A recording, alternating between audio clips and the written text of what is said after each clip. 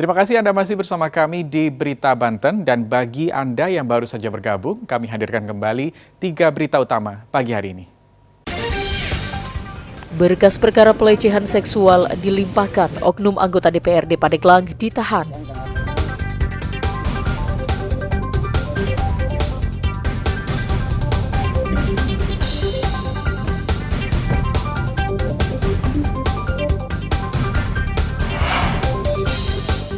Tarik paksa kendaraan dan bentak anggota polisi, penagih hutang ditangkap.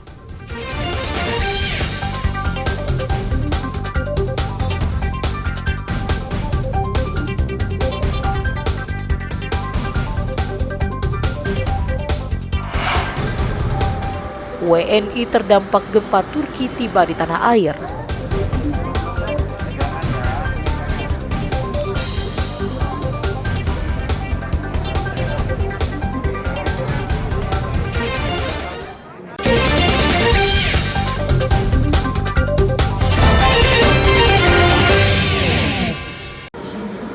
Warga negara Indonesia yang menjadi korban gempa Turki tiba di tanah air melalui Bandara Internasional Soekarno-Hatta, Tangerang. Walaupun terlihat lelah dikarenakan perjalanan panjang, namun 94 orang dewasa, anak-anak dan balita yang sempat terdampak gempa Turki merasa lega akhirnya bisa kembali ke tanah air. Puluhan WNI yang tiba di tanah air ini mayoritas merupakan mahasiswa yang sedang menimba ilmu di sejumlah perguruan tinggi di Turki. Gempa dengan magnitudo 7,8 yang mengguncang Turki mengakibatkan belasan ribu orang meninggal dunia. Dari jumlah tersebut, 2 orang diantaranya merupakan WNI. WNI yang sempat terdampak gempa Turki ini terbang ke tanah air dengan didampingi petugas dari Kemenlu dan Kementerian PMK. Tentunya kami pertama mengucapkan bela sungkawa terhadap warga WNI yang meninggal, dan kita juga turut prihatin kepada warga kita WNI yang dievakuasi, yang berhasil dievakuasi tiba di Indonesia sebagai bentuk kemanusiaan.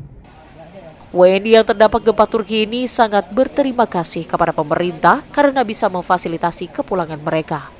Ketika kondisi yang pas gempa itu, keadaan teman-teman itu memang jam tidur ya, sekitar jam 4:17. Jadi teman-teman itu banyak yang ketika gempa itu tidak sadarkan, maksudnya tidak dalam keadaan sadar gitu. Saya pun juga seperti itu gempa lumayan besar, kekuatannya 7,8. Sama siapa kamu? Saya ketika itu bingung harus keluar atau menyamarkan diri di bawah meja dulu, tapi saya langsung keluar aja tanpa pikir. Saya yang berhijab pun saya nggak pakai hijab, keadaan di luar juga bersalju, saya nggak pakai jaket ataupun sepatu, saya pakai sandal. Setelah dilakukan pendataan oleh pihak Kementerian Luar Negeri, para WNI korban gempa Turki langsung dipulangkan ke kampung halamannya masing-masing. Ariel Maranus dan Taufik Saleh melaporkan dari kota Tangerang.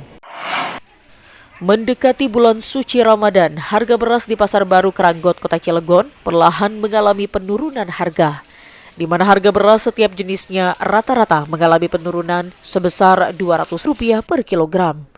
Menurut salah satu pedagang, penurunan harga beras ini sudah terjadi selama 1 pekan terakhir. Meskipun harga beras turun, namun terlalu berdampak terhadap penjualan. Sebelumnya harga beras jenis medium dijual dengan harga Rp13.000 per kilogram dan saat ini turun menjadi Rp12.800 per kilogram. Dan untuk beras premium turun dari Rp14.000 menjadi Rp13.800 per kilogram. Pedagang memperkirakan harga beras akan terus turun mendekati bulan Ramadan karena sudah memasuki masa panen. Sekarang harganya mulai turun, dikit cuman paling 200 per kilo. 200 per kilo. Bisa dijelasin Bang untuk yang harga awalnya berapa jadi berapa gitu? Saat ini itu misalkan 11 kenanya 10.8, yang 12 kenanya 11.8. Belum sampai murah sekali belum. Untuk beras yang dijual di Pasar Baru Keranggot berasal dari wilayah Banten dan yang paling jauh berasal dari Pamanukan, Jawa Barat. Ariel Maranus dari Alfredo melaporkan dari kota Cilegon.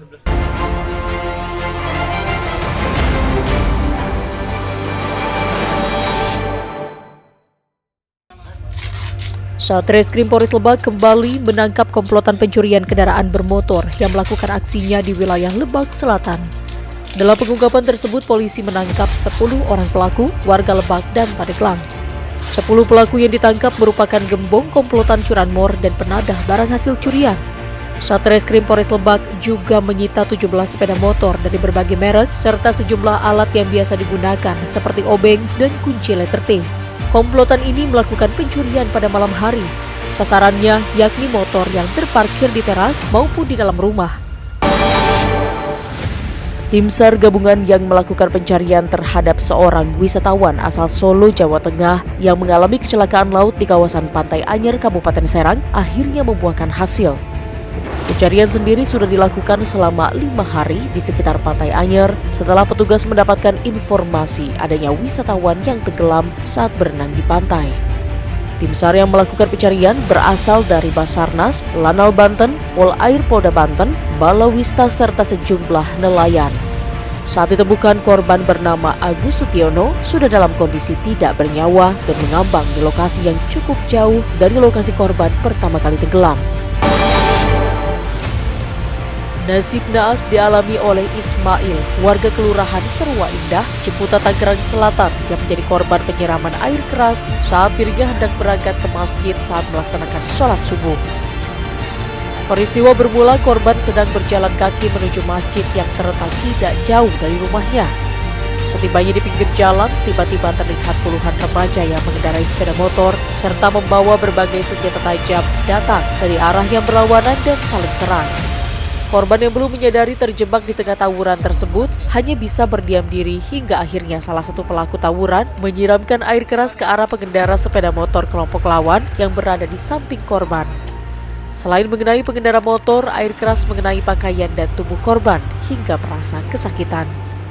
Beruntung warga sekitar yang mendengar keributan segera keluar dan membubarkan 2 kelompok remaja yang terlibat tawuran dan langsung kocar-kacir melarikan diri. Sementara warga lainnya bergegas membawa korban ke rumah sakit guna mendapatkan pertolongan. Polres Pandeglang menggelar rekonstruksi kasus pembunuhan Elisa Siti Mulyani, seorang mahasiswi yang dibunuh oleh mantan pacarnya dengan menggunakan kloset bekas.